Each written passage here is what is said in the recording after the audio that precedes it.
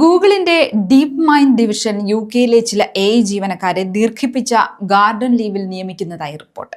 ഈ കാലയളവിൽ ഇവർക്ക് മുഴുവൻ ശമ്പളവും ലഭിക്കും. അതേസമയം 12 മാസം വരെ എതിരാളികളായ കമ്പനികളിൽ ചേരുന്നതിൽ നിന്ന് കരാർ പ്രകാരം വിലക്കും ഏർപ്പെടുത്തും. കടുത്ത വ്യവസായ മത്സരത്തിനിടയിലും മികച്ച പ്രതിഭകളെ നിലനിർത്താൻ ലക്ഷ്യമിട്ടുള്ള അഗ്രസീവ് നോൺ കോമ്പീറ്റ് കരാറുകളുടെ ഭാഗമായാണ് ഈ തന്ത്രം. ഈ നോൺ കോമ്പീറ്റ് ക്ലോസുകളുടെ ദൈർഘ്യം പലപ്പോഴും ജീവനക്കാരന്റെ സീനിയോറിറ്റിയെയും ഗൂഗിളിന്റെ ജെമിനി മോഡലുകൾ പോലുള്ള നിർണായക പ്രൊജക്ടുകളിലെ പങ്കാളിത്തത്തെയും ആശ്രയിച്ചിരിക്കും.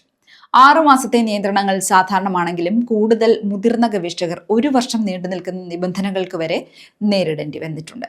ഈ ക്രമീകരണങ്ങൾ സാമ്പത്തിക സുരക്ഷ വാഗ്ദാനം ചെയ്യുന്നുണ്ടെങ്കിലും അതിവേഗം വികസിച്ചുകൊണ്ടിരിക്കുന്ന മേഖലയിൽ കരിയർ സ്തംഭനാവസ്ഥയെക്കുറിച്ച് ചില ജീവനക്കാർ ആശങ്ക പ്രകടിപ്പിക്കുന്നു. പ്രത്യേകിച്ച് വളർന്നു വരുന്ന ജനറേറ്റീവ് ആർട്ടിഫിഷ്യൽ ഇന്റലിജൻസ് സ്റ്റാർട്ടപ്പ് രംഗത്ത് ഇത്തരം രീതികൾ നവീകരണത്തിന് തടസ്സമാകുമെന്നും സമയബന്ധിതമായ തൊഴിലവസരങ്ങളിലേക്കുള്ള പ്രവേശനം പരിമിതപ്പെടുത്തുമെന്നും വിമർശകർ വാദിക്കുന്നു. ഈ കരാറുകൾ വ്യവസായ മാനദണ്ഡങ്ങൾക്ക് അനുസൃതമാണെന്നും നിയമാനുസൃതമായ ബിസിനസ് താൽപ്പര്യങ്ങൾ സംരക്ഷിക്കുന്നതിന് തിരഞ്ഞെടുത്തവ പ്രയോഗിക്കുന്നതാണെന്നും ഗൂഗിളും വിശദീകരിക്കുന്നു.